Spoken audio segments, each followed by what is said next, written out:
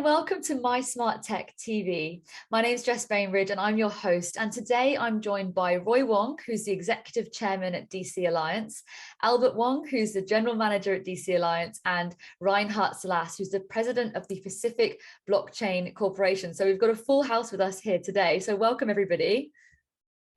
Welcome. Very much for the invitation. Happy to be here. Yeah. Great. Now, to start off with, I'm just going to go around and get you all to kind of introduce yourself and tell us a bit about the company that you work for and sort of what you do. So Rhinehart, might start off with you. Thank you, Jessica, and good morning to you and everyone. My name is Rhinehart Silas. I'm with the Pacific Blockchain Corporation, a newly formed corporation here in the Republic of Palau. And thank you for having me today. Great, awesome. And then Roy, over to you. Yeah, so again, thank you for the invitation. All right. My name is Roy. I'm based in Singapore. DC Alliance was incorporated in Singapore about 2 years back with our first acquisition of PADC in Perth, Australia. All right. And basically, I run all the corporate development, business development stuff here in Singapore. Yeah. Great. And Albert, finally over to you.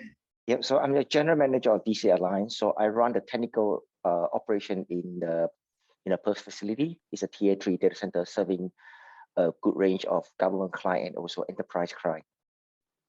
Nice. We've got a real array of different countries dialing in, so it's great to have you all in different locations. Now, Palau is a tiny group of islands in the Pacific Ocean. I've got to say, it looks absolutely stunning. So it's no surprise that it's a very popular holiday destination. There's a population of only around 20,000, so it's fairly remote. And DC Alliance are building the first ever data center in Palau.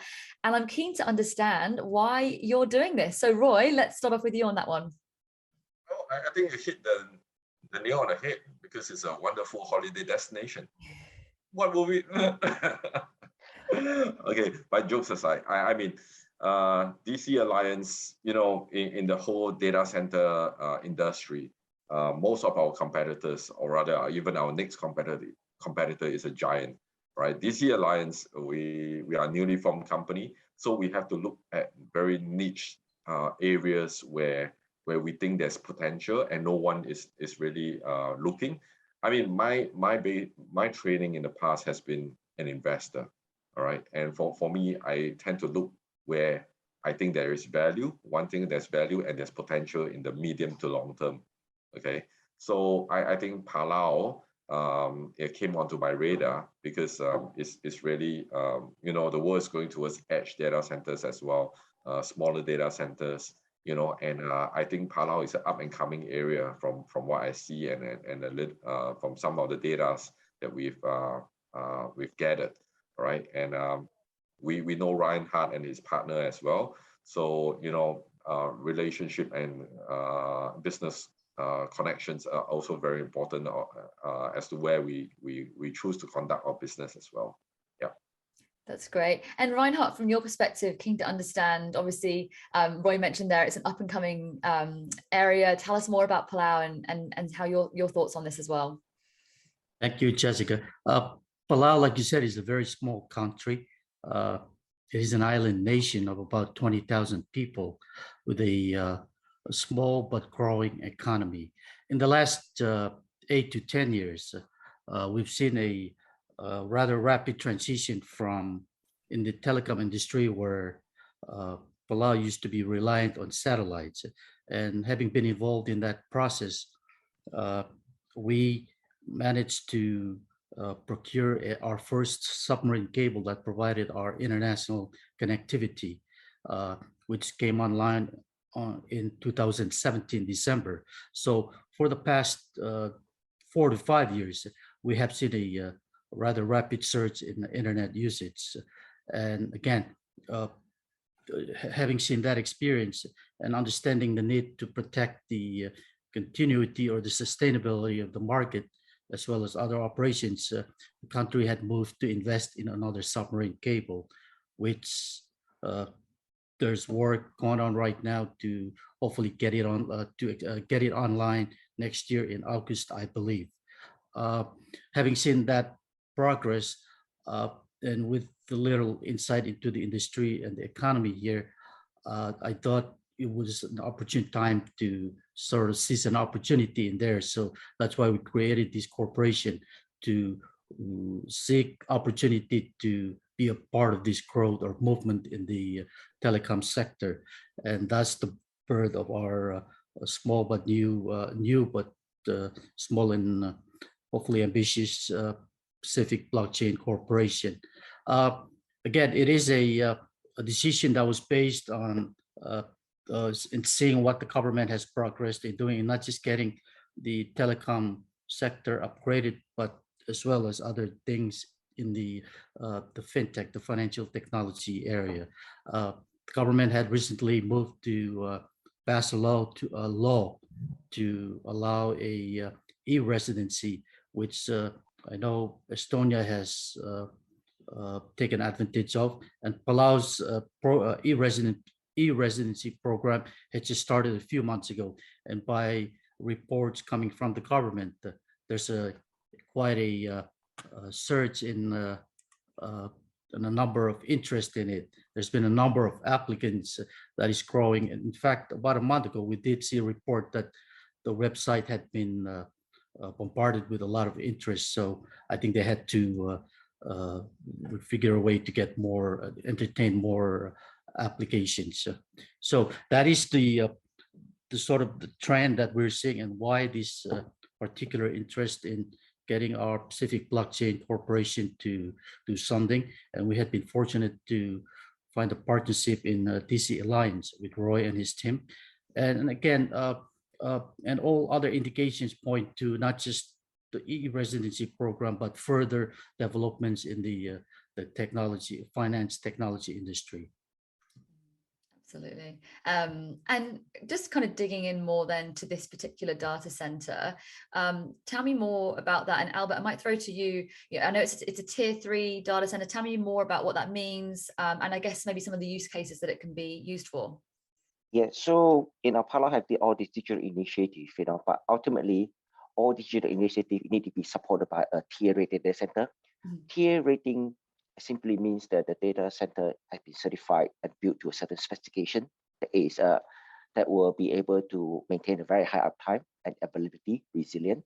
So without a properly built data center, in this case being here certified, right? A data center is just a server room. No? So we do not want to build something that is not going to support Palau digital initiative. So we want to go out and build a quality, high-class data center, curated, built by the team that will have the technical expertise. So I myself is an engineer, so we know what it takes to run a data center, build a data center that it actually has very good backbone to support Palau initiatives.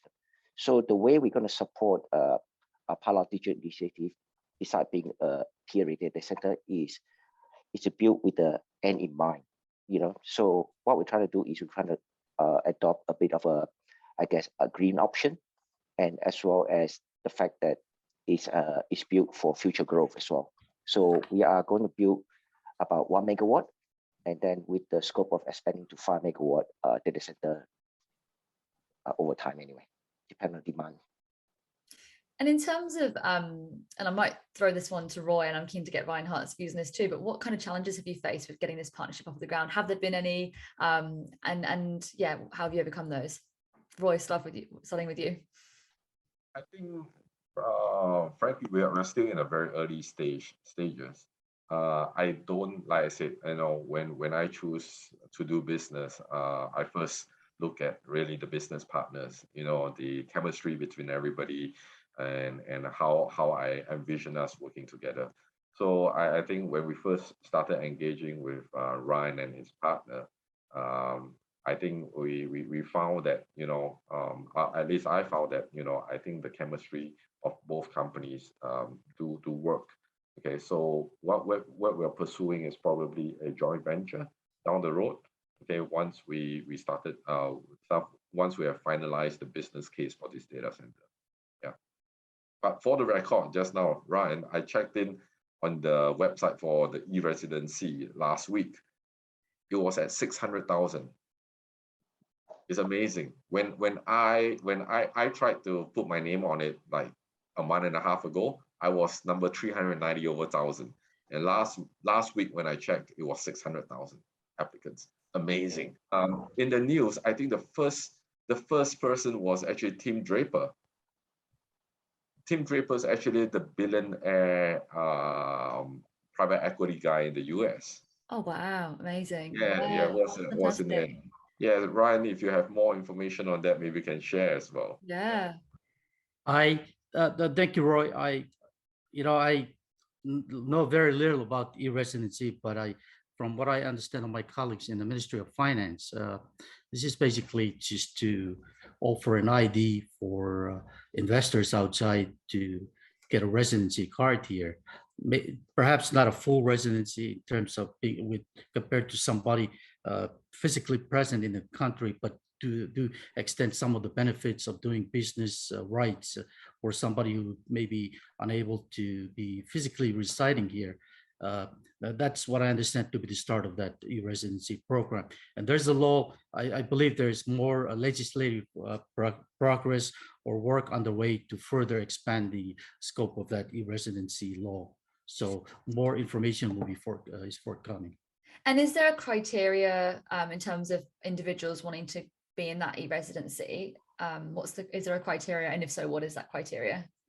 I'm sure there are. I think by reading of my quick reading of the law, there's, you just have to turn in your, of course, certify. It's open to anybody, I believe, and you have to certify or attest to your identity through the usual documents, your birth certificates, passport, and probably some background checking that will be done by the company out of California that is administering the program. Mm. And it's great with an industry like technology. It's so progressive. There's always new rules and regulations and different things coming in, and always new trends coming in as well. So Roy, from your perspective, any trends that you're seeing in the sort of data center world that might be of interest for our listeners today? I think one of the newer trends in the data center world is really the emergence of crypto, if you ask me. Right? I think even in Perth, we have had inquiry from crypto players to basically take up space at the data center. Mm-hmm. So I think my view is, the crypto industry has developed past an inflection point, okay, or they are at an inflection point, or just at the inflection point. There is no really turning back for the crypto industry right now, if you ask me. It's unlike 2-3 years ago, where there was still a lot of doubt and a lot of skepticism of the crypto industry. But I think these 2 years, most people have, I would say most, not all right, have cleared that doubt or skepticism in the crypto industry. So I see incredible, immense growth ahead for the crypto industry, and that is something that is just starting. And I think the data center space industry players would benefit from that as well. That's great. And bringing it back to Palau, Rhinehart, what does this mean for the people of Palau, having this data center? And you've obviously mentioned it's very up and coming at the moment, but yeah, what does it mean for the actual people of Palau?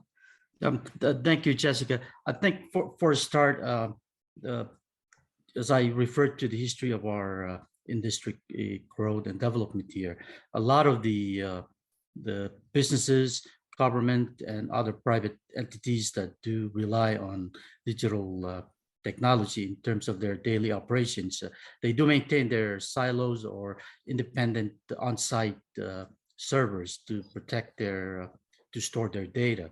And like I said, this is an opportune time now to sort of progress and put and sort of centralize things with this business opportunity to develop the data center that will host and back up and protect all of their data that they do generate, of course, in the course of their daily activities. So that is the an opportunity there. And I think, as Roy and Albert had spoken, that is the basic opportunity there. Now, I would just expand, though, that while we are concentrated on this partnership to develop the data center, we do, of course, as I referred to earlier, we're monitoring the country development in terms of what sort of fintech ventures are they pursuing. Now, having seen the successful enactment of the e-residency law, there is also good solid indication that they will move beyond that into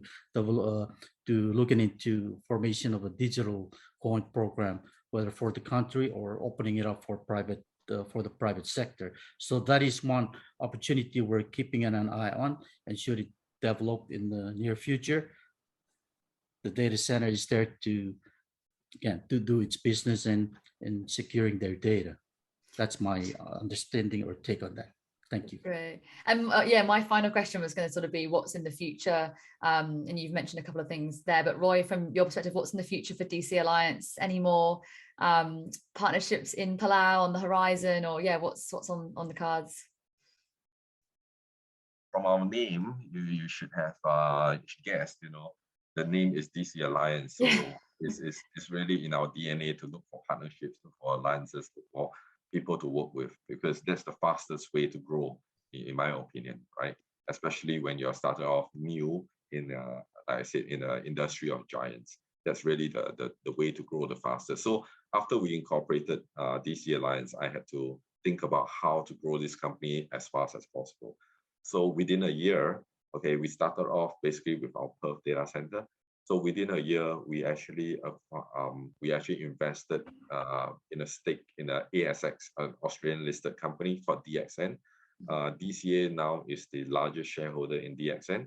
DXN has data centers in Darwin, Sydney, and Tasmania. So together with us in Perth, you can see we are actually at the four corners of Australia. So that's how we chose to grow in terms of our footprint, okay, of our presence in Australia. And in DXN, they have the ability to do manufacturing of data centers as well. Okay, their modular solution. With Albert, we have the capability of doing design and build as well. Okay, and so adding on DXN's ability to do the manufacture, we basically have already a whole suite of offerings that capabilities that we can offer to the industry. That's why when we went to Palau, I assured Rhinehart that you don't have to worry about the design and the build. We have the capabilities at DCA ourselves. So obviously, I think the next stage after Palau is looking at more locations for sure. Right? World domination. I wouldn't say that. I wish. We will look towards that. But I guess it's about connecting back to Asia. I'm based here in Asia. So, if you look at Australia, I wouldn't say we will try to look for more opportunities there as well. Palau is our first step out of Australia. Okay. Naturally, if you look at the geography of the world, to connect back up to Asia is probably Indonesia first, then Singapore, and beyond, going up north. So, I guess that's something that we will be looking towards in the future. There's certainly a lot of opportunity there when it comes to all things tech. So yeah, no doubt you'll have great success there. I guess the final question is for people listening, how do they find out more? Rhinehart, where can people find out more? Is there a website? Any of you can feel free to jump in. I think for DC Alliance, we have our website. Just Google us, you should be able to find us. Yeah. We have not set up any website per se for this joint venture yet, but there are some information on the project, basically on our website. Yeah. Yeah, great. That's awesome. Well, you've definitely also made me want to go on holiday to Palau. It looks absolutely beautiful there. So hopefully I'll get a chance to go and visit sometime. You're welcome to visit Palau. Yes, I'd love to. Oh, it looks incredible. So well, congratulations on the partnership and all the work that you're doing. And thank you so much for your time today. I really appreciate it.